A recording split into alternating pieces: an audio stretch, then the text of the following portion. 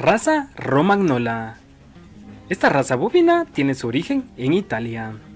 La finalidad de esta raza es la producción de carne. En temas de color de pelaje, los ejemplares de esta raza se presentan en color gris.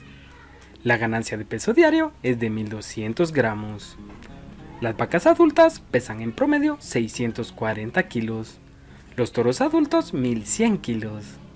El rendimiento en canal de esta raza bovina es del 58%. La edad al primer parto se presenta a los 28 meses. El intervalo entre partos es de 380 días. En temas de longevidad pueden vivir fácilmente 10 años. La pubertad se presenta a los 18 meses.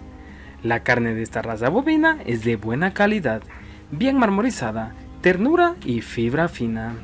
Son animales robustos, son musculosos y poseen patas relativamente cortas.